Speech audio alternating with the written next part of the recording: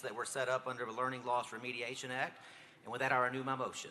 Representative Stevens renews his motion. Any discussion on the bill? Representative Pearson. Thank you, Speaker. And sponsor, just want to make sure I'm understanding this correctly. There are currently students who are attending this. They take a pre-test at the beginning of the after-school learning or mini-camp each school year. And your legislation is to remove pre-test and any mention of it. Is that correct? Representative Stevens. That is correct. Representative Pearson. Thank you, Speaker. And sponsor, one, I believe the third grade retention law was horrendous. I wish I could have voted against it, but I wasn't here. It has proven ineffective and not useful to children in our district and in our communities, particularly with new knowledge that a lot of effort needs to be made in pre-K, K1 and 2, even before you get to third grade. And so this punitive law is actually a terrible law, and I hope that this body will revisit it in its entirety. But what I am concerned about here, and you might not know this, sponsor, I helped run a summer enrichment program before, and having a pre-test was really important to be able to show growth so that when they took the post-test, which you are not removing from this legislation, you would be able to say that we likely, maybe not guaranteed, but we likely had some impact on the growth that a student experienced. So how are you going to be able to measure, or how would our LEA schools be able to measure the progress of children without ever examining, and I know a couple of y'all have been teachers before, without actually examining how a student would do on a pre-test? How are you ever going to be able to show that there is actually growth if all they are required to take, even in the law as you currently leave it, is a post-test? Representative Stevens. Thank you, Mr. Speaker. That's a great question.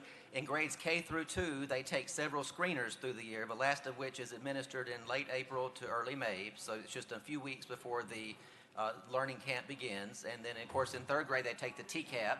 If they don't score well enough on the reading portion of the TCAP, they take it again as an option to advance on to fourth grade. And if they don't do well enough there, then they go to a learning camp. So they've just literally taken the screeners of a TCAP test again just a matter of days before they take this first test on the learning camp.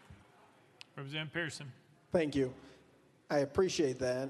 As I understand these learning camps, they would be specific toward the issues that a child is having that is leading them to be retained.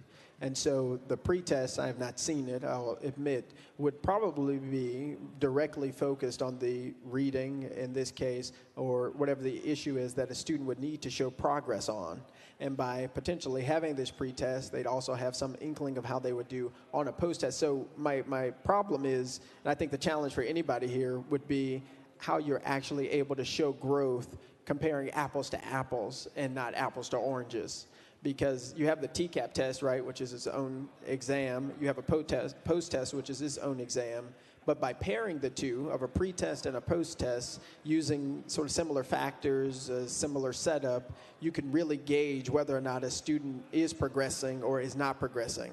And by removing that, although you're using these other litmus tests, which I would argue aren't very effective tools, aren't very helpful tools to be teaching students to a test, by not being able to truly gauge the progress of a student using similar tests, you're not getting accurate data on the progress that they're making. And so while I'm all for reducing the amount of tests that students take, my mom's getting a doctorate in education, right? Like, I get it, been in the classroom 23 years. People teaching to the test is deeply problematic. But I do not believe this effort is effective in actually being able to serve children in the ways that we would want to, for them to show academic progress and to meet their needs to help them to be able to be successful in passing the test after the camp. So with that, thank you, Speaker and sponsor. Representative Stevens. No question. Nope. Representative McKenzie. Thank you, Mr.